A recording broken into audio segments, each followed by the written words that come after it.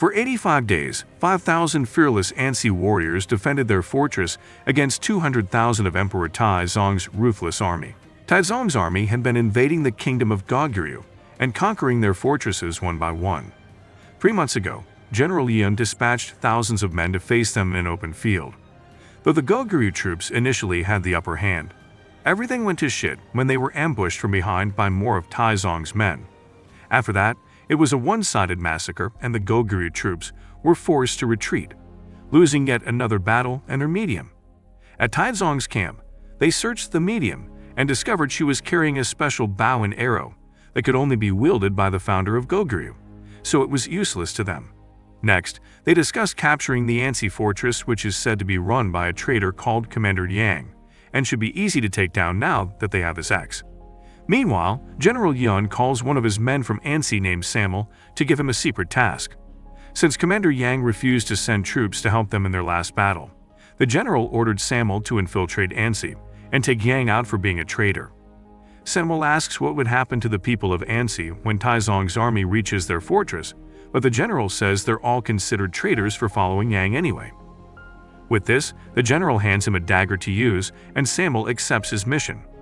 He begins his journey to Ansi, but on the way, he comes across 2 other Goguryeo soldiers who say they ran away during the battle and want to assist with the mission at Ansi.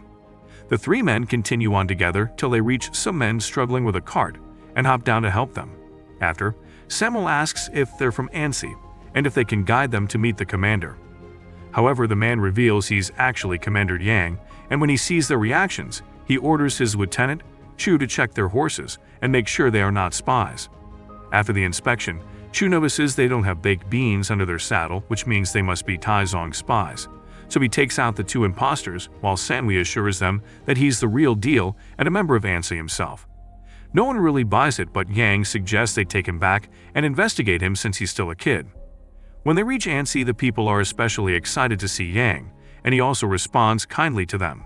That evening, Yang holds an arrow to Samuel and asks him why he's really there.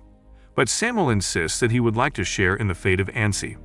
Suddenly, a man rushes in to greet him, who is the only other survivor of their clan, so they all sit for dinner, and Yang introduces his lieutenants.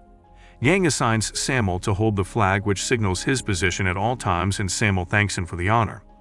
That night, Samuel creeps out to spy on Yang, but all he finds is him visiting some new-time parents who named their child after him.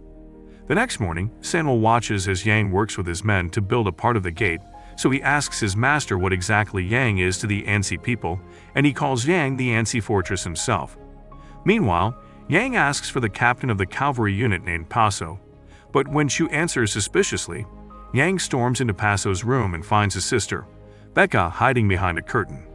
When Yang realizes Paso's been swinging his tool in the wrong place, he tries to take him out, but his sister stops him and reminds him that it's their decision to be together. Yang storms out and heads to the walls, where he spots Taizong's reconvene, which means the Taizong army is about to arrive. Immediately, the men all take their positions on the wall and prepare to defend their fortress under the command of the 3 lieutenants. Yang completes his preparations in his room when he tells Samuel to trim his beard for the battle. Samuel pulls out his dagger and begins to cut through when he realizes it's the perfect opportunity to carry out his mission. However, when he hesitates, Yang tells him that now wouldn't be a good time to do it, and assures him he'll have many more chances. Chu walks in, and when he sees Samuel holding his dagger, he confirms that Yan sent him and suggests they eliminate him. But Yang objects and says he's still an Ansi man, so he tells him to continue his duty and carry the flag. When they reach the walls, they see the overwhelming difference between Taizong's 200,000 men and Ansi's 5,000 men, and even Chu has to ask if Yang is sure he wants to fight. Yang gives an inspiring speech and reminds his men that they're fighting for their mothers and their children right behind them. So the men get fired up to fight, and even Taizong has to give them credit for having heart. However, Taizong equally delivers his own speech and encourages the men to make the children their slaves and abuse any women in sight, which also fires up his army. Taizong gives the signal, and they start catapulting large rocks toward the wall. But Yang's men manage to survive, and the wall stays largely intact. When Taizong asks how this is possible, his men tell him the wall must be filled with dirt, which enhances its structural integrity. So Taizong tells his men to climb the wall instead. His men begin charging toward the wall, So the Ansi archers start firing their arrows at them, which manage to take out a couple. But when Taizong's men retaliate with their arrows, they're able to push past and reach the walls. They lean their ladders against the walls and start climbing, so Yang instructs his men to start dropping objects over the wall to stop them. However, when the Taizong soldiers lay up a wider, stronger ladder, they're finally able to breach the wall and the real fighting begins.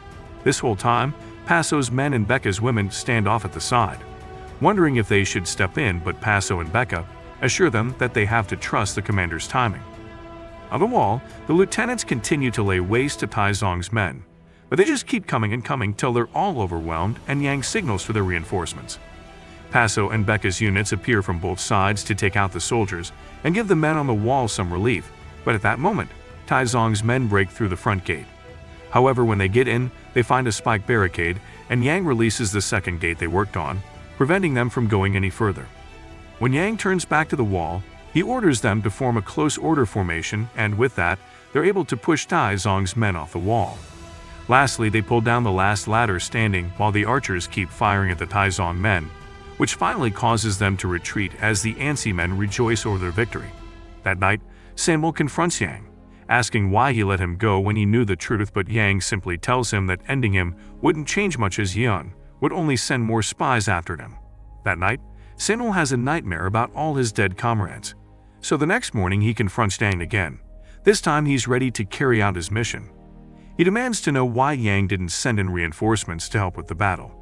But Yang tells him that winning against Taizong's men in an open field is impossible, and his men would have died for no reason. Samuel insists that he's a traitor and tearfully urges him to obey Yan instead, but Yang tells him that as the commander, he has to protect his fortress. One of the men spots Taizong's army making a move, so Chu rushes to inform Yang when he notices Samuel holding a knife to him and tries to take him out. But Yang stops him and tells him Taizong comes first.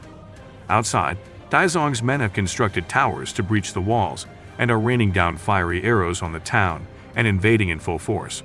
This time, the Ansi warriors are taking a beating, and when Yang arrives and sees the chaos, he freezes for a moment, not knowing what to do. Samuel snaps him out of it, and he suddenly gets an idea and tells his men to gather oil pouches for him. Yang then flies into the battle shooting arrows and taking out several of the men while Samuel helps using his sword. Yang is an absolute beast on the battlefield, single-handedly taking out soldiers while using the oil pouches to light the towers on fire, but after lighting the last one of Taizong's men throws a spear at him and he falls to the ground.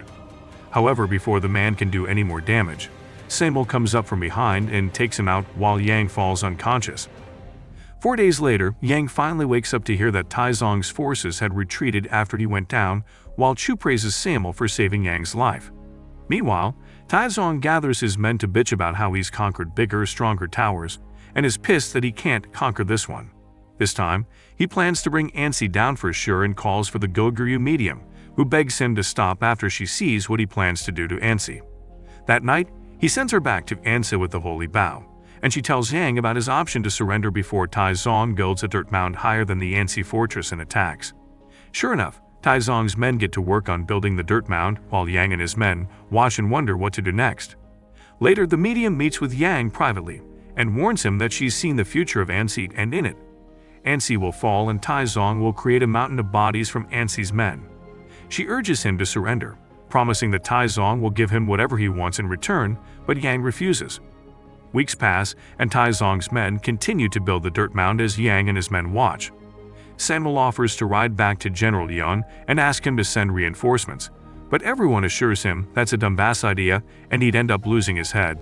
Passo speaks up and suggests taking his men to attack Taizong directly, but when Yang reminds him there's no way he'd come back from that alive, Passo says they have no other choice. Later, Becca storms into Yang's room, asking how he could let Passo ride to his death. But when Yang tells her it's the only way, even she can't argue and simply cries silently. She heads to see him one last time and makes him promise to return to her before sunrise or else she won't sleep. Afterward, Passo and his men sneak out and head toward Taizong's camp, while the medium shoots an arrow to alert them of their arrival. When Passo's men arrive at the camp, they see they're completely surrounded, which means they have a mole among them. Back at the fortress, Yang and his men wait with their hearts in their mouths until Passo is dragged in, with multiple arrows sticking out of him. As Yang holds onto him, Peso informs them that it was a trap, which means there's a mole. His last words are to tell Becca not to wait up, then he passes away. Just then, Becca walks in to see Peso's body and begins to mourn over his loss as she begs the medium to somehow save Peso. That's when the medium confesses that she's the one who caused his death in the first place by sending a message on an arrow. Chu says they have to deal with her, but Yang stops him to ask if she really did set them up, so she continues to beg him to surrender and save the fortress or take her life if he won't. She drops to her knees and begs him once more, so Yang raises his sword to strike her. But when he hesitates, Samuel slits her throat for him and assures her Ansi will not fall. The next day, Yang wonders if the gods have forsaken them when he receives a report that Becca has rushed into enemy territory. Meanwhile, Becca rushes toward Taizong, taking out as many soldiers as she can and dodging arrows expertly, but unfortunately, she gets thrown off her horse and surrounded by several men.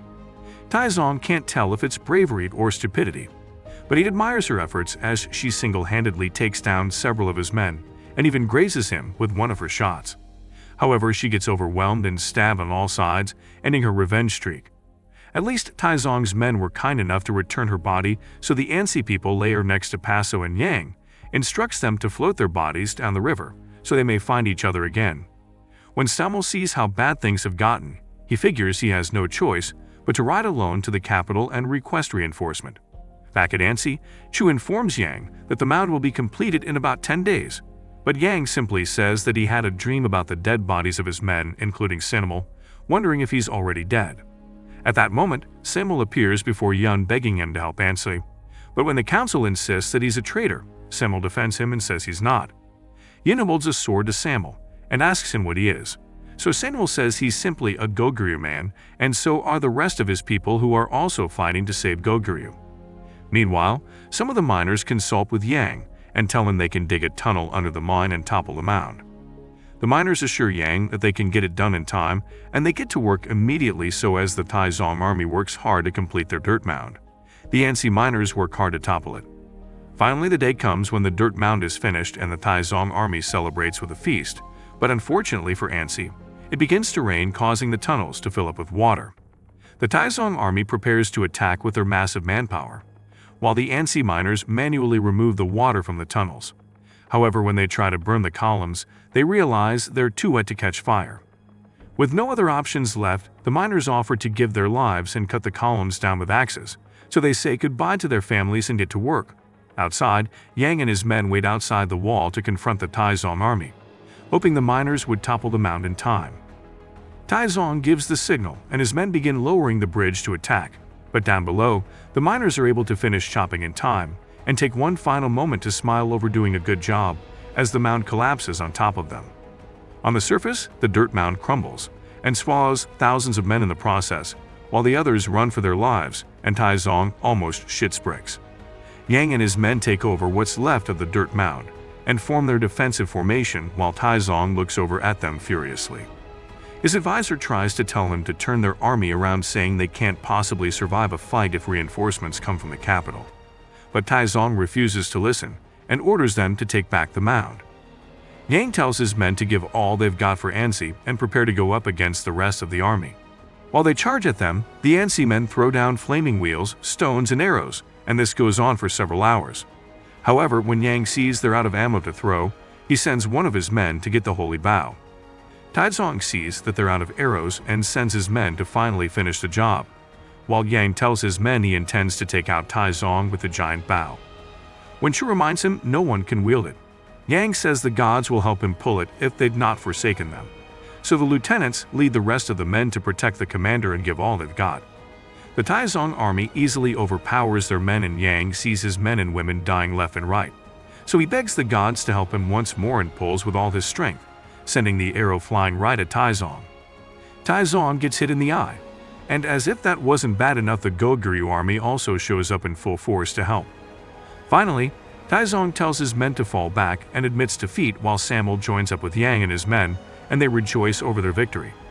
3 years later, Taizong died from his battle wounds, but he had told the others never to go near Goguryeo again. If you enjoyed this video, comment for Ansi down below. See you in the next one.